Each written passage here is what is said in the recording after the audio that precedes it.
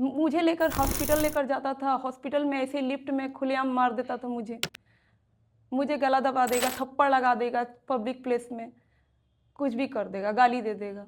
तो आपकी love marriage है या अरेंज मैरिज? लव मैरिज है मैम। मतलब वो अपनी जिम्मेदारियां नहीं निभाना नहीं चाहता? नहीं, वो छुटकारा चाहता था, सिंपल सी बात है, छुटकारा चाहता तो था फिर मेरे उससे से। शादी क्यों करी?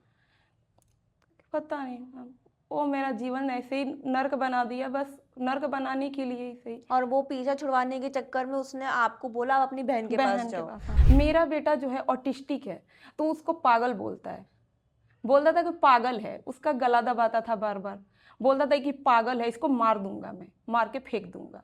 अपने ही बच्चे को? अपने ही बच्चे को। वो मेरा पैसा एक एक रुपया करके सारा खत्म कर दिया मैम। चल निकाल, चल निकाल, हर 2 दिन बाद ही 10,000 रुपया, 5,000 रुपया जा जा के निकाल निकाल के उसके हाथ पे रखती गई।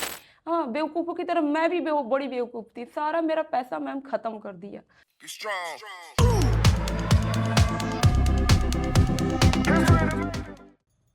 सो hello everyone, welcome back to our channel मायका वही माँ का घर। तो वीडियो को शुरू करने से पहले एक गुजारिश है, हाथ जोड़ के, जो ऊपर स्क्रीन पे नंबर्स आ रहे हैं ना आपके सामने, वो बच्चा गोद या शादी के लिए नहीं है।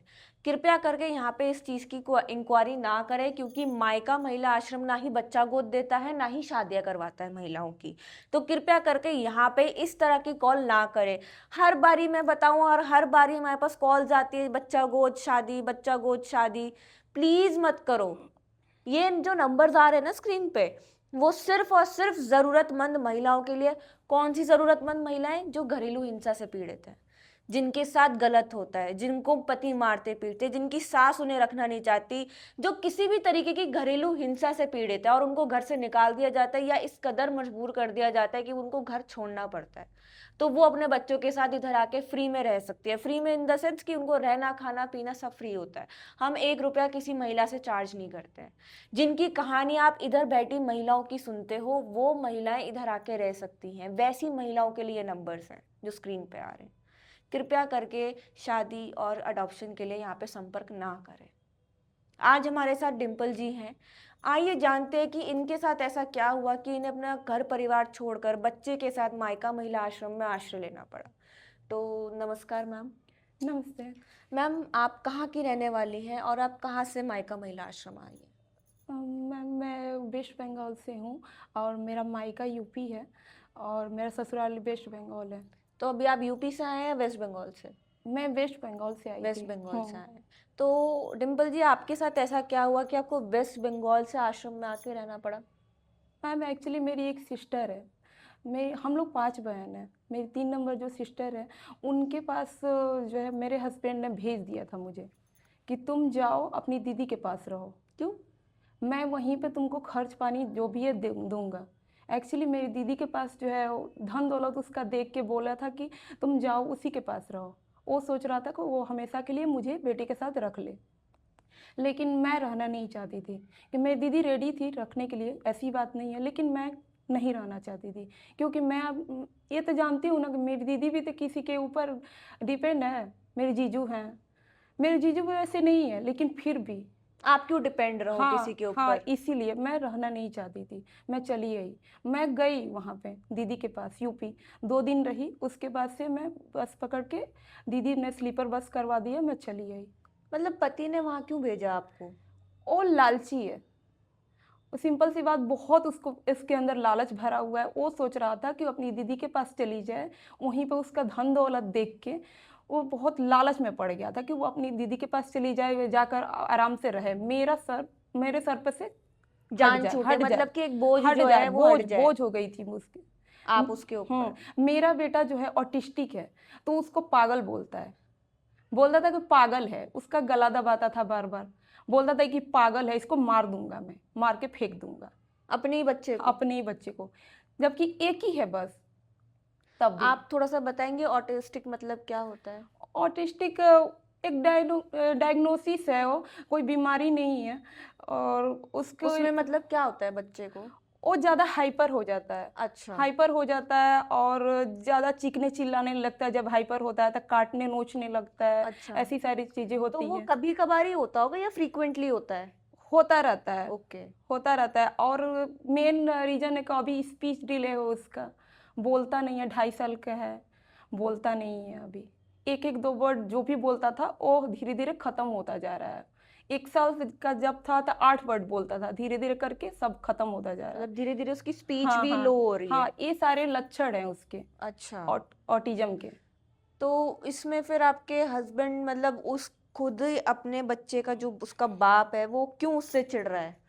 वो मतलब वो इलाज भी तो करवा सकते हैं, इसका इलाज तो होता ही है ना। इलाज होता है, इलाज कोई दवा वगैरह और नहीं प्रेफर थेरेपीज करते होती हैं, होंगी। थेरेपी होता है। तो इसलिए चिढ़ता रहता था कि उसके पास जो है ना पैसे नहीं है। पैसे वो कमाता था बट जो है वो रखने का नहीं जानता था, वो कैसे उसको मैनेज करते नहीं जानता था। अच्छा, मतलब खुला हाथ हाँ खर्चा है, हाँ, मतलब जितना आया उतना उड़ा दिया। वो जितना आता था उससे ड्रिंक करता था, वो गांजा पीता था, ऐसे करता था। वो ज़्यादातर गांजा में उड़ा देता था, ऐसे ड्रिंक करके उड़ा देता था।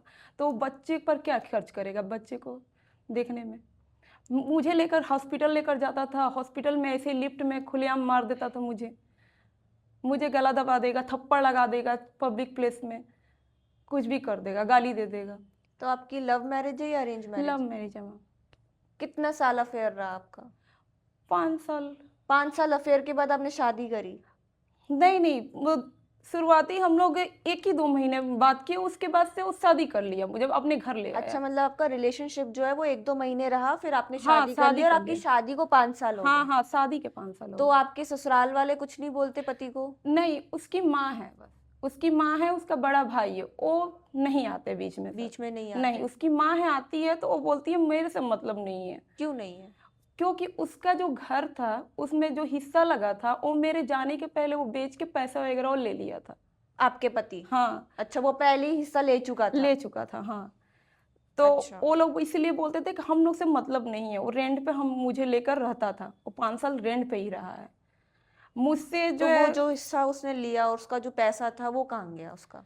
वही तो बोल रही, वो बोलता था कि वो जब गई मुझे लेकर गया तो बोलता था कि तेरे पे खर्च कर दिया। कहाँ खर्च करा आप पे? वो ऐसे ही बोलता था तेरे पर खर्च कर दिया, तेरे बेटे पे खर्च कर दिया। और जबकि वो खुद के पर उड़ाया है ज्यादा, और जैसे खा खिला गया वो, अब बोलता था कि तेरे पर सारा खर्च कर दिया। मतलब वो अपनी जिम्मेदारियां नहीं निभाना नहीं चाहता? नहीं, वो छुटकारा चाहता था, सिंपल सी बात है, वो छुटकारा तो चाहता था फिर मेरे उससे से। शादी क्यों करी?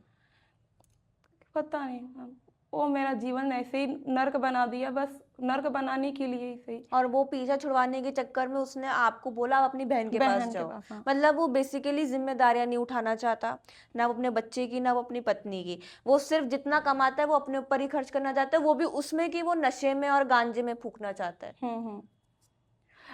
यहाँ तक कि मैंने अपने घर में जो हिस्सा लगा था, वहाँ वहाँ हिस्सा लगा था, उसको जब बिका, मेरी छोटी सिस्टर है उसका शादी हुआ है, हाल ही में नवंबर में शादी हुआ था, तो बिक गया। मैं उसको 3 लाख रुपया ले जाकर उसके हाथ में रखी। क्यों रखी? क्यों मुझे अच्छे से रखेगा, शांत हो जाएगा, इस पैसे से कहीं जमीन ले लेगा मेरे या नाम ही। काम कारोबार हाँ, खोल लेगा। जो भी है वो मैनेज करके चलेगा। बट नहीं, वो मेरा पैसा एक एक रुपया करके सारा खत्म कर दिया मैम। चल निकाल, चल निकाल, हर 2 दिन बाद ही 10,000 रुपया 5,000 रुपया जा जा के निकाल निकाल के उसके हाथ पे रखती गई। हाँ, बेवकूफ़ों की तरह मैं भी बड़ी बेवकूफ़ थी, सारा मेरा पैसा मैम खत्म कर दिया। तो आपने क्यों दिया जब आपको पता था आपका पति इतना नशेड़ी है? मैं इसलिए दी ना कि मैं देखती थी कि इधर मेरे माँ बाप भी नहीं है, तो इधर आप वो 3 लाख रुपए आप अपना ही खुद कारोबार भी तो शुरू कर सकते थे। वो पहले ही बोला था, जब मेरा हिस्सा बिका नहीं था तब बोला था कि यहाँ पर तू पैसा घर से लेकर आ, यहाँ पर बहुत अच्छा जमीन मिल रहा है, बहुत सस्ते में मिल रहा है, मैं तेरे नाम से करवा दूंगा। आप उसमें आ गई और आपने हाँ उसको हाँ, पैसे दे दिए। तब मैंने सोचा कि यहीं पर मुझे रहना है, बंगाल में ही रहना है, तो क्यों ना मैं पैसे लेकर आऊँ, इसको दे दूँ और मेरे नाम से जमीन करवा देगा यहाँ पे। और जब लेकर आई तो आज हो जाएगा, कल हो जाएगा, करते करते कह रहा है कि अब इतने पैसे में नहीं होगा, कहीं भी इतने पैसे में नहीं मिल रहा है। और धीरे धीरे करके सारा खत्म करा दिया। अब बोलता था तेरा पैसा सारा खत्म कर दूंगा और करके तेरे तुझे कुत्तों की तरफ बाहर कर दूंगा, लात मार के तुझे एक दिन भगा दूंगा, ऐसे बोलता था। हमेशा हमेशा धमकी देता था कि रुक ना, तेरा पैसा खत्म कर दे, तुझे लात मार के भगा दूंगा मैं यहाँ से। मैं हमेशा बोलती थी कि तुमसे बोझ हूँ तुम्हारे ऊपर, तुम मुझे जाकर आश्रम में मुझे छोड़ दो। तो बोलता था कि मैं जाऊंगा वहां पे, सालों के पास जाऊंगा, ऐसे बोलता था। आपको पता है आप कितने भोले हो? भोली हूँ तभी तो आपने इस मुझे डर है। भोलेपन में अपनी पूरी जिंदगी बर्बाद कर ली। मेरी दीदी हमेशा बोलती है तूने पैसा भी ले जाकर उन लोग के हाथ में रख दिया। जब भी मैं दीदी को फ़ोन करती हूँ अपने, जब भी उससे हेल्प मांगती हूँ, जब कोई ऐसा मतलब ज़रूरत ज़्यादा पड़ता है तो बोलती है। मतलब अभी जो हाल ही में इन्होंने जो बातचीत करी, मतलब उनकी बातों में इतनी इनोसेंस है कि ये मैं मान सकती हूँ उनको कोई भी जल्दी बेवकूफ़ बना सकता है, और वो बनी भी, और अपने 5 साल उन्होंने बेवकूफ़ी निकाले भी। मैं इस 5 मिनट में या 6 मिनट की जितनी भी अभी मतलब कॉन्वर्जेशन हुई है उसमें समझ गई कि वो मतलब इन्होंने अपने भोलेपन में पूरी जिंदगी अपनी न्यौछावर कर दी उस आदमी को। और मुझे अभी भी पता है अगर ये आदमी आज भी दोबारा आता ना और वादा करके लेके जाते, ये वापस भी चली जाएंगे, हम चाहे कितना भी समझा लें। नहीं मैम, ऐसी बात नहीं है। मैं नहीं अब जाने वाली हूँ, क्योंकि अगर मैं रिटर्न गई वहाँ पे तो वो मुझे मार के फेंक देगा। इतना है उसके अंदर जिगरा। वो कर देगा, कुछ ना कुछ मुझे कर देगा, क्योंकि वो जब थी मैं तभी मुझे धमकियां देता था। ऐसे लोहे का रॉड वगैरह और ला के सामने बोलता था तुझे मार के अभी जो है कहीं फेंक आऊंगा झाड़ी में, कोई किसी को पता भी नहीं लगेगा, तुझे पता है, ऐसे बोलता था। तो आपको कहीं ना कहीं ये लगता है कि ये जो नशा करता है, गांजा फूकता है, ये उसकी नशे की आवेज में ये सब चीजें बोल रहा है? ये नहीं बोल सकती मैं, क्योंकि जब से गई हूँ मैं, उसके 2 महीना बाद से ही वो ऐसा मतलब करना शुरू कर दिया। वो कभी भी नशे से फ्री ही नहीं रहा है, कि मुझे ये समझ में आया ना कि वो कब नशा में है, कभी कब बिना नशा का कौन सा मतलब अब उसको बोल। नशे ने ही अपने चपेटे में ले लिया। अब वो चाहे हाँ करे या ना करे, वो हाँ हाँ। ऑलरेडी उसमें उतना रहता है कि वो बस, उसको कोई सुध बुध नहीं है, उसको जो सही नहीं। लग रहा है वो कर रहा है। ओ हाँ हाँ, वैसे ही रहता है। तो आपने कभी मतलब उसको नशा मुक्ति केंद्र वगैरह में भेजना नहीं चाहा? कभी बोला नहीं, नहीं उसको? मैं बंगाल में वहाँ पर रहती थी, जहाँ तक वो मुझे कहीं जाने वगैरह वो नहीं देता था, बाहर निकलने नहीं देता था। किसी से बात कर दूँ, हंस दूँ, तो बोलता था कि तू भीतर चल, अंदर चल। मेरे बेटा जो है छोटा है, वो जाकर दरवाजे पर ऐसे झांकता था, छोटा ही है ना, बाहर की दुनिया देखना चाहता था। तो इसको ले जा, इसको ले जा, सारे लोग देख रहे हैं। वो हैंड फ्लॉपिंग करता है, ऑटिस्टिक बच्चे वो है ना, तो हैंड फ्लॉपिंग ज़्यादा करता है, ऐसे ऐसे करता है। तो कहता था कि सारे लोग देख रहे हैं उसको, सब हंसेंगे, तू उसे अंदर लेकर जा। मैं बोली हूँ कि मैम कि मैं उसे क्यों अंदर लेकर जाऊँ, उसका हक नहीं है, उसका अधिकार नहीं है बाहर की दुनिया देखने की। ऑटिस्टिक है तो क्या, मैं उसे क्यों घर में छुपाऊँ। उसका जो है डॉक्टर जब बोल रहा है कि उसको बाहर छोड़ो, तो मैं क्यों अंदर उसको लेकर जाऊँ बार बार। तो ऐसा सब पेश आने लगा मेरे से। लास्ट जब आने के 15 दिन आगे, उसका गला ज़्यादातर दबाने लगा। वो 2 दिन बाद जब भी वो ऐसे करता था, डायरेक्ट जाके उसका गला दबा देता बेटू का मेरे। तो लेकर मैं उसको निकलना पड़ा, क्योंकि बात तो मेरे पर थी इतने दिन, अब तो मेरे बच्चे पर है, तो मुझे यहाँ से निकलना पड़ेगा बस, कुछ भी हो जाए। मैं फर्स्ट टाइम मैं दिल्ली आई हूँ मैं, तो बहुत डर भी लग रहा था कि उसको लेके कैसे जाऊँगी कैसे नहीं। दीदी भी मेरी बहुत डरी हुई थी मुझे भेजने में, लेकिन मैं हिम्मत करके बस उसको लेकर जाए कि नहीं, कुछ नहीं होगा। और यहाँ पे आके बहुत रिलैक्स फील कर रही हूँ मैं, बहुत अच्छा लगता है मुझे। और मेरा बेटा भी काफ़ी इम्प्रूव हुआ है यहाँ पे वो आने बच्चों के के बाद। साथ अच्छा हाँ माहौल मिल रहा है, वो हाँ बच्चों को हाँ कैच कर रहा होगा, देख रहा होगा, हाँ तो हाँ वो चीजें उस ऑब्वियसली बात, एनवायरनमेंट का बहुत बड़ा इफेक्ट पड़ता है बच्चों पे। कहते हैं ना, जिस संगति में उसको रखोगे वो बच्चा वैसे ही ढल जाएगा, क्योंकि वो अभी क्ले है। कहते हैं ना, अभी मूर्त नहीं बना, वो अभी जस्ट गीली मिट्टी है, वो एक क्ले है, जिसको जैसा आकार दोगे वो वैसा बन जाएगा। तो अच्छा, तो फिर जब आप वेस्ट बंगाल से निकली, आप पहले अपनी बहन के पास गई, क्योंकि आपके पति ने फोर्स किया कि अपनी बहन के पास रहे, और वो लालच में आ गया था कि वो शायद आप वहां से पैसा लेके आओगे और उसको दोगे, जो कि हम्म आपने नहीं किया। फिर आप अपनी बहन के यहाँ पे रहे, फिर आपने मायका महिला आश्रम को सर्च किया होगा, फिर आप इधर आए। तो हम्म। आपको यहाँ पे कितना टाइम हो गया अभी रहते हुए? यहाँ पे लगभग 2 महीने होने जा रहे हैं, दो अभी महीने दो तो महीने आप होने 2 महीने से यहाँ रह रहे हो अपने बच्चे के साथ, तो आप महिलाओं को क्या बताना चाहते हैं यहाँ के बारे में? यहाँ का रहन सहन कैसा है? यहाँ पर बहुत अच्छा है, सारी चीज़ें न अवेलेबल हैं यहाँ पे। यहाँ पर जब से मैं आई हूँ बहुत अच्छा अच्छा फ़ील कर रही हूँ। पहले मैं बहुत डिप्रेशन में रहती थी, अब काफ़ी जो है रिलैक्स फ़ील कर रही हूँ। मेरा बेटू भी ठीक है यहाँ पे। और मैं यही बोलना चाहती हूँ कि जितना जो है सबको घर पर भी नहीं मिलता होगा, जितनी फैसिलिटी नहीं मिलती होगी, उससे कई ज़्यादा यहाँ पर मिलती है। और अच्छा माहौल भी है, दिमाग भी शांत रहता है। और मेरा जहाँ तक देखी हूँ मैं, मेरा ना घर छोड़ने के बाद मेरा एक दूसरा घर जो है यही मुझे फील हुआ है। और कहीं भी सुकून नहीं है, कहीं भी शांति नहीं है बस।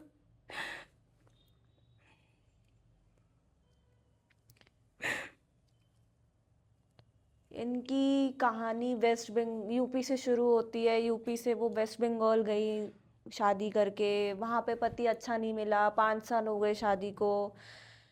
उन 5 सालों में इनके पति ने सिर्फ इनसे लालच रखा, और जो कमाता वो अपने नशे दारू में खर्च कर देता। ऐसे आदमी को कुछ समझाना या उसको कोई गिल्ट होना, कोई मतलब कहते हैं ना, कोई फ़ायदा नहीं है। कि अगर मैं मैसेज भी पहुंचाना चाहूँ इस वीडियो के ज़रिए तो कोई फ़ायदा नहीं है, क्योंकि उसके ऊपर नशा इतना हावी हो गया कि उसको खुद को सूझ बूझ नहीं है। वो क्या कह रहा है या अपने बच्चे का ही वो गला दबा रहा है, उसको इतने मतलब समझ नहीं कि वो बच्चा है, बहुत छोटा है, 2.5 साल का बच्चा है। वो अपने आप को डिफेंस भी नहीं कर सकता बेचारा। And he is a autism patient also. तो सास ने पहले ही मना कर दिया था कि हमसे कोई रिश्ता नहीं है, क्योंकि वो पहले ही भाई साहब अपना हिस्सा लेके अलग हो चुके हैं, माँ बाप है नहीं इनके। तो ऐसे में मतलब मैं तो यही कहूँगी कि इन्होंने जो फैसला लिया मायका महिला आश्रम में आने का, वो बहुत सही फैसला लिया। क्योंकि ये अपनी बहन पे कब तक रह लेती। चलो इनकी बहन रख लेती, इनके जीजा इनको रख लेते, बट एक अंदर गिल्ट होता है ना कि मैं अपनी बहन के घर क्यों रह रही हूँ, वो उसका ससुराल है, उनकी थोड़ी ना जिम्मेदारी बनती है इनकी। और आप आदमियों से भी गुजारिश है जो नशा गांजा स्मैक ड्रग्स में है, प्लीज़ इसको कम करो। ये जिंदगियां छीन लेता है, ये रिश्ते छीन लेता है, मत जाओ इसमें। बहुत गंदी दुनिया है, बहुत गंदा गटर है, जिससे वापस खींचना वापस लाना बहुत मुश्किल है। बंदा धंसता ही चला जाता है, धंसता ही चला जाता है, धंसता ही चला जाता है, एंड में मौत हो जाती है, एक गंदी मौत होती है, अच्छी मौत भी नसीब नहीं होती।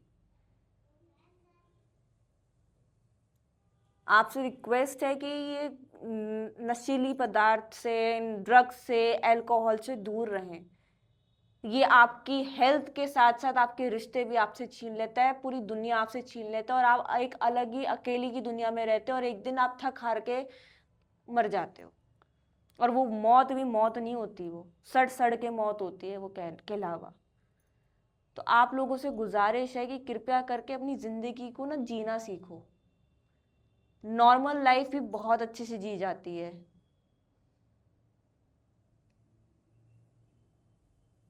इतना लालच, इतना अपने आप से मोह मत करो कि आप सब कुछ अपना गवा दो। और आज अगर मायका महिला आश्रम नहीं होता, मैं घमंड नहीं कर रही इस बात का, मैं को अच्छा लगता है ये काम करना, महिलाओं तक अपनी आवाज़ पहुंचाना, महिलाओं तक वीडियोस पहुंचाना। और अगर आज मैं ये वीडियोस नहीं बना रही होती या ये वीडियोस नहीं हो रही होती, तो जितनी भी यहाँ पे महिला आई हैं उसमें से 10 या 20% सुसाइड करके मर चुकी होती, क्योंकि इस लेवल तक की मैंने कहानियां सुनी हैं। और आज मुझे खुशी होती है कि मैं कह लो या विनाश भैया कह लो, जरिया बन रहे हैं कि हम उनकी लाइफ बचा पा रहे हैं। और मैं लिटरली अविनाश भैया का बहुत बहुत शुक्रिया अदा करती हूँ, क्योंकि जब मैं कहानियां सुनती हूँ ना यहाँ पे, तो एक बार को ऐसा लगता है कि यार ये आदमी काम ही बहुत अलग कर रहा है। जब मेरी जैसी लड़की के पास रहने के लिए जगह नहीं थी, उसने उसको सहारा दिया। ये तो फिर भी माँ है, बच्चों के साथ आ रही हैं, उनको सहारा देना, 2-2 3-3 4-4 जिंदगियां बचाना। क्योंकि कई माएँ 3-3 बच्चों के साथ आती है, 4-4 बच्चों के साथ आती हैं। सोचो अगर वो सुसाइड कर ले तो सीधा 4 जिंदगियां खत्म। मतलब जब कहानियां सुनती हूँ ना, तो एक बार को रोंगटे खड़े हो जाते हैं। कि क्या जिंदगी है। अगर ये आश्रम नहीं होता ये तो मर जाती लड़की, बच्चों को लेके मर जाती। जिगरा होता है उनके अंदर मरने का, क्योंकि यार वो उतनी पागल हो चुकी होती है, इतनी फ्रस्ट्रेटेड हो चुकी होती है, इतनी भर चुकी होती है, क्योंकि अंदर ना मतलब आ जाता है कि नहीं अब बस, या तो इससे मर जाओ या तो सब सही हो जाएगा। सब सही होने का कोई फायदा नहीं होता, क्योंकि वो इतना सब कुछ झेल चुकी होती है इतने साल साल भर तक। क्योंकि सामने वालों को इंसान कभी नहीं सही कर सकता। इंसान या तो अपने आप को सही कर ले, या अपने आप को समझा ले, या फिर मर जाए। और जब बात बच्चे पे आती ना तो कोई माँ नहीं सह सकती। जैसे इन्होंने बोला, जब तक मेरे ऊपर थी तब तक मैं सह रही थी, जब बच्चे पे आया तो मेरे को जाना पड़ा। कोई माँ अपने बच्चे के ऊपर नहीं झेल सकती, सह नहीं सकती, क्योंकि वो उसका अंश है, उसने उसको पैदा किया है। तो आप लोगों से गुजारिश है, प्लीज़ ड्रग्स और ये नशे में मत जाओ। बहुत गंदी दुनिया है, इसकी वजह से अपनी ज़िंदगियाँ बर्बाद मत करो, अपने रिश्तेदारों की ज़िंदगियाँ मत बर्बाद करो। वीडियो अच्छी लगे तो लाइक और शेयर करिएगा, और चैनल को सब्सक्राइब करना मत भूलिएगा। धन्यवाद।